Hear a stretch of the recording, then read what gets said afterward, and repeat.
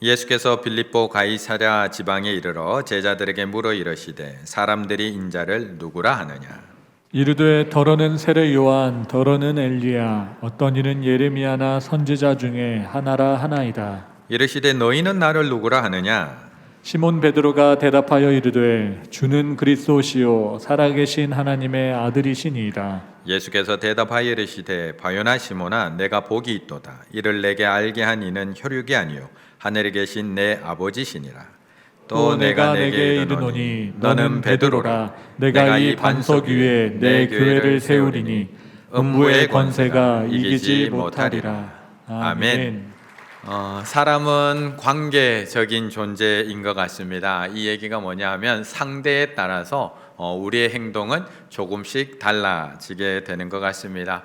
가장 대표적인 예가 운전할 때 우리가 달라지는 것을 많이 보게 됩니다. 가끔 TV에서도 실험을 하는 장면을 우리에게 보여주는데요. 수입차가 끼어들 때와 경차가 끼어들 때 대하는 태도가 달라지게 됩니다. 수입차가 신호대기에서 출발하는 시간과 경차가 신호대기에다가 출발하는 뒤에서 기다려주는 시간이 상대적으로 달라지게 됩니다. 수입차에게 클락션 빵빵 하는 소리와 경차에게 클락션을 빵빵 울리는 우리가 대하는 태도가 달라지게 됩니다. 실제로 YTN이나 SBS 같은 그런 방송사에서 이런 것들을 이제 실험해 보면 끼어들게 할 때도 수입차는 참 잘 비켜줍니다. 알아서 거리두기해서 알아서 잘 들어오도록 해주는데 경차가 들어오려고 하면 어찌 그렇게 바짝바짝 갔다가 되는지 왜 그렇게 가끔은 창문을 내리고 손가락질을 하기도 하고 가끔은 한마디씩 하는 사람들도 보게 됩니다. 신호대기 후에 차가 출발할 때에도 경차는 3초만 지나면 뒤에서 빵빵합니다. 그런데 수입차는 10초 정도 지나야지 클락션을 울리기 시작합니다. 이 클락션 소리에도 차이가 있습니다. 수입차에게는 수주 분듯이 빵빵 하는데 경차는 빵빵빵빵 뭔 소리를 지르는 듯이 막 클락션을 울려댑니다. 이처럼 상대에 따라서 우리의 태도는 달라지게 됩니다. 운전할 때만 그런가요? 우리 엄마들, 우리 아이들은 매일매일 엄마들의 두 얼굴을 봅니다. 애한테는 그렇게 소리 지르다가 전화만 오면 내 집사님 상대에 따라서 순간 달라지는 엄마의 모습을 보면 애는 어떤 게 우리 엄마의 진짜 모습일까 고민하게 됩니다. 엄마만 그런가요? 아빠들은 안 그런가요? 평상시에는 그렇게 소파에 널브러져 있다가 사장님한테만 전화 오면 왜 두 손으로 전화를 받는지요? 사장님이 앞에 계신 것도 아닌데 인사를 그렇게 또 합니다. 이것이 우리들이 상대에 따라서 달라지는 우리들의 모습입니다. 예수님에 대해서는 어떻게 달라질까요? 14절의 말씀 한번 볼까요? 14절의 말씀 함께 읽습니다. 이르되 더러는 세례 요한, 더러는 엘리야, 어떤 이는 예레미야나 선지자 중에 하나라 하나이다. 아멘. 오늘은 예수님이 이 땅에 오신 날입니다. 교회에 다니는 사람, 예수님을 믿는 사람에게 있어서는 가장 중요한 날이고 가장 기뻐해야 하는 날이기도 합니다. 그런데 세상 사람들에게는 사실 이 날이 그렇게 중요한 날이 아닙니다. 물론 크리스마스 선물, 크리스마스에 누려야 될 내 즐거움을 위해서는 중요한 날일지 모르지만 예수님을 위해서는 사실 세상 사람들에게는 중요한 날이 아닙니다. 왜요? 그 상대에 대한 인식이 다르기 때문에 그렇습니다. 예수님이 누구냐에 대한 인식이 다르기 때문에 태도가 달라지게 되는 겁니다. 14절에 이렇게 얘기합니다. 이르되 더러는 세례 요한, 더러는 엘리야, 어떤 이는 예레미야나 선지자 중에 하나라고 하나이다 라고 이야기합니다. 왜 세상 사람들이 예수님을 기다리지 않고 산타를 기다리는지 궁금해할 필요가 없습니다. 왜 세상 사람들이 우리가 모이는 것에 대해서 걱정만 하지 함께 왜 기뻐하지 못할까 답답해할 필요가 없습니다. 왜요? 사람은 상대에 따라 상대가 누구냐에 따라서 태도가 달라지기 때문에 그렇습니다. 사람들은 예수님을 그들 중에 하나로 인식하고 있습니다. 더러는 세례 요한, 더러는 엘리야, 더러는 예레미야나 선지자 중의 하나로 인식하고 있기 때문에 그렇습니다. 그들 중에 하나라면 꼭 예수님일 필요는 없습니다.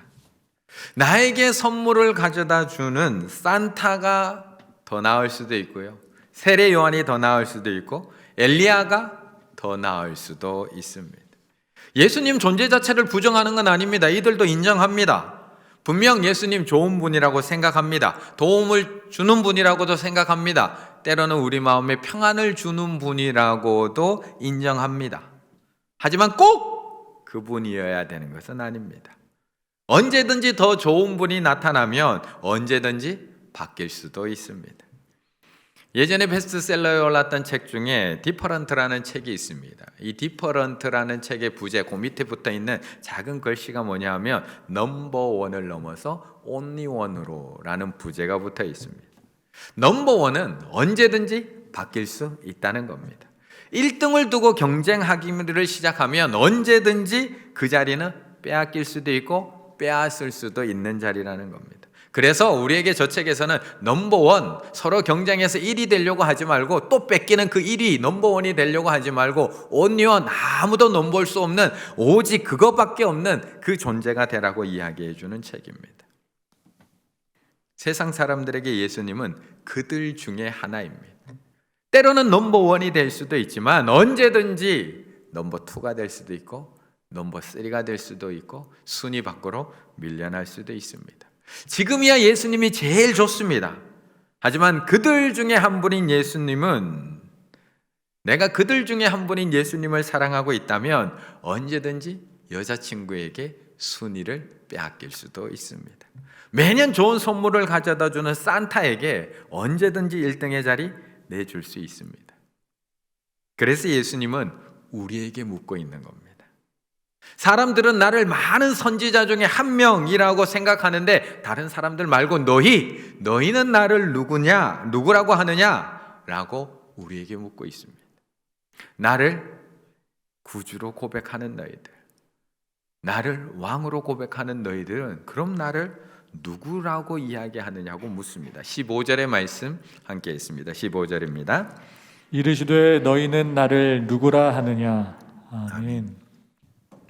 우리 성도님들은 이 질문에 무엇이라고 대답하시겠습니까? 우리 성도님들, 이 질문에 너희는 나를 누구라 하느냐, 이 질문에 뭐라고 대답하겠습니까? 이미 앞에서 대답을 다 해줬습니다. 우리 칸타타 찬양대에서 예수님은 누구신가? 라고 질문을 던지면서 찬양을 시작했는 그 찬양에 이어서 예수님은 약속의 주이십니다. 예수님은 우리의 왕이십니다. 예수님은 우리의 구원자이십니다. 예수님은 우리의 영광의 주이십니다. 우리 성도님들도 아멘이십니까? 우리는 그렇게 고백을 했습니다.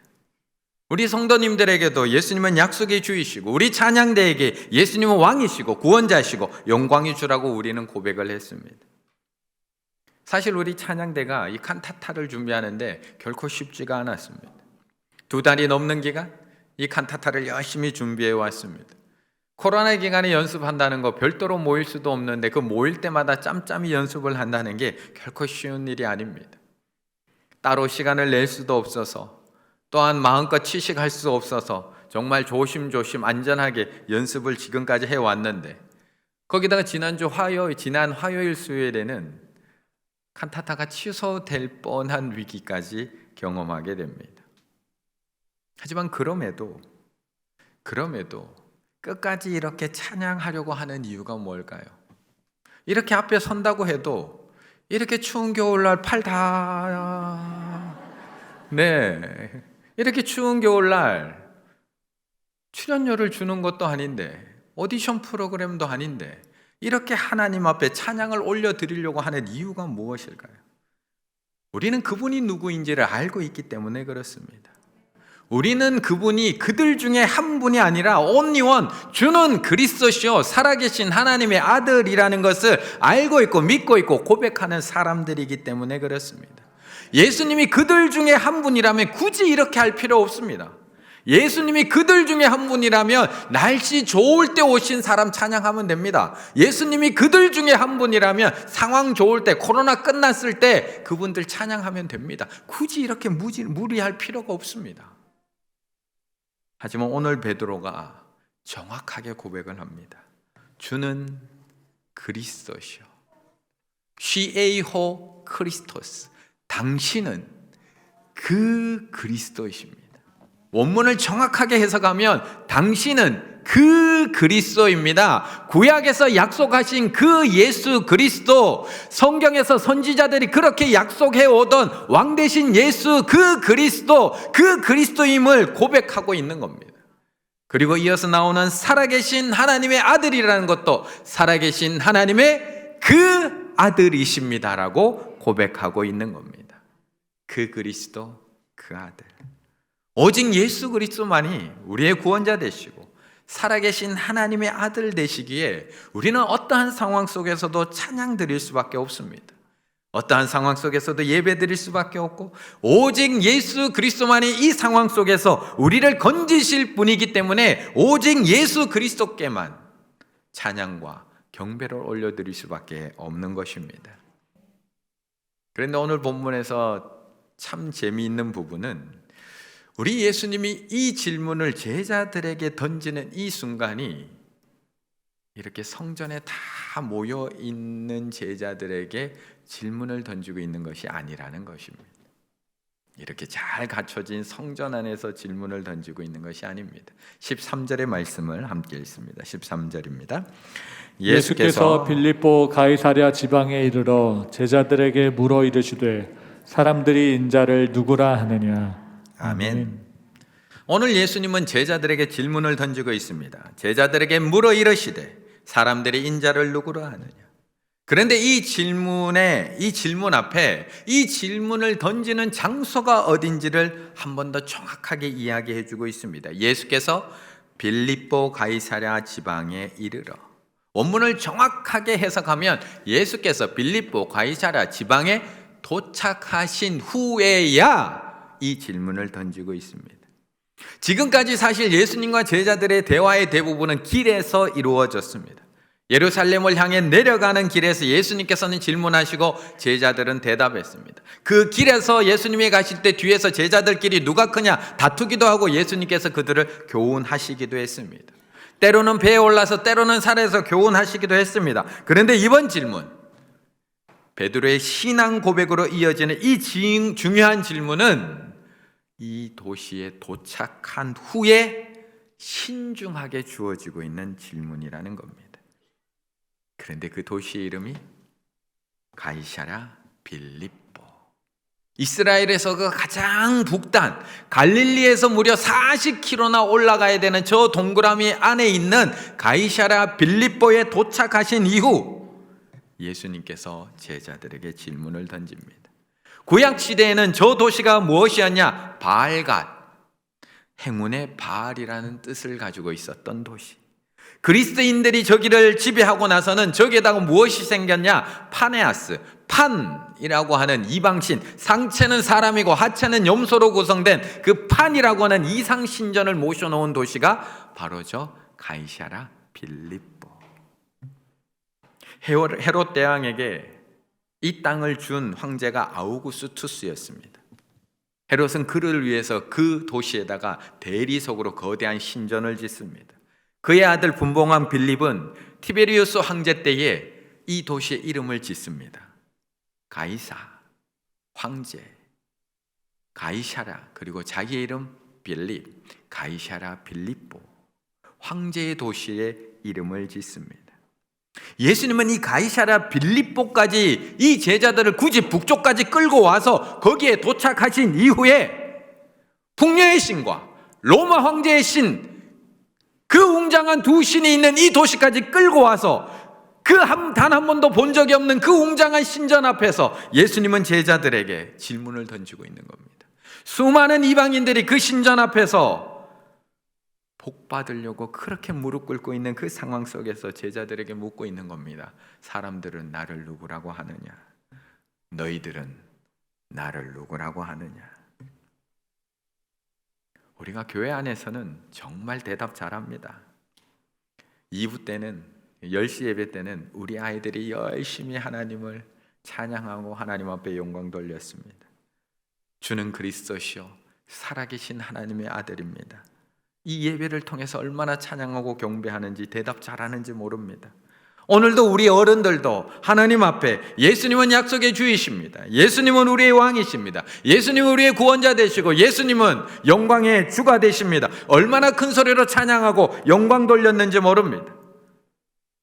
하지만 저 문을 열고 나가 저 세상 한가운데서도 저 문을 열고 나가 저 세상 한가운데서도 이방신 판이 다스리고 있는 것만 같은 세상 한가운데 권력이 이 세상을 움직이고 살아가고 있는 황제가 다스리고 같은 저 세상 한가운데서도 주는 그리스도시요 살아계신 하나님이라고 고백할 수 있을까요? 세상 사람들은 오늘도 그 풍요와 다산을 위해서 풍요롭게 해달라고, 더 잘 살게 해달라고, 더 잘되게 해달라고 빌고 살아가고 있는 저 세상 한가운데 들어갔어도 오늘 이 찬양을 올려드릴 수 있을까요? 수많은 유혹들이 가득한 저 세상 한가운데, 고난이 여전히 남아있는 저 세상 한가운데, 언제 끝날지 모르는 코로나 바이러스의 소식으로 가득 차 있는 저 세상 한가운데 가서도 하나님은 예수 그리스도는 약속의 주이십니다. 예수님만이 우리의 왕이십니다. 예수님만이 우리를 구원하실 수 있습니다. 예수님만이 영광의 주이십니다. 고백하실 수 있으신가요? 우리 예수님은 교회 안에서만 그리스도가 되시는 분이 아니라 온 세상에 그리스도가 되시는 분인 줄 믿습니다. 우리 예수님은 교회 안에서만 우리의 왕이 되시는 분이 아니라 이 온 세상을 다스리고 계시는 온 세상의 왕이 되시는 줄 믿습니다. 우리 예수님은 교회 안에서만 하나님의 아들 되시는 분이 아니라 저 세상 한가운데서도 하나님의 아들 되시는 줄 믿습니다. 우리 예수님은 코로나가 사라져야지만 우리의 구원자가 되시는 것이 아니라 저 코로나가 창궐한 저 세상 한가운데서도 우리의 구원자가 되시는 줄 믿습니다. 그렇다면 우리의 찬양과 경배는 교회 안에서만 끝나서는 안 됩니다. 선탄의 찬양 여기서 마음껏 하고 간타탄 마음껏 아멘 하고 박수치고 들어놓고는 저 세상 한가운데 들어가서는 주눅 들고 사는 것이 아니라 판신전과 로마의 황제 신전이 우뚝 서 있는 저 세상 한가운데 들어가서도 주는 그리스도시요 살아계신 하나님의 아들이십니다. 이 어려움으로부터 나를 구원하실 분이고 이 세상을 다스리시는 분이고 우리로 하여금 반드시 승리하게 하실 하나님인 줄 믿습니다. 그것을 고백함으로 아직 끝나지 않는 코로나 상황 속에서도 끝까지 하나님을 향한 찬양을 멈추지 않고 온전히 영광 돌리며 살아가실 수 있는 우리 충혈의 가족들 다 되시기를 간절히 바라겠습니다.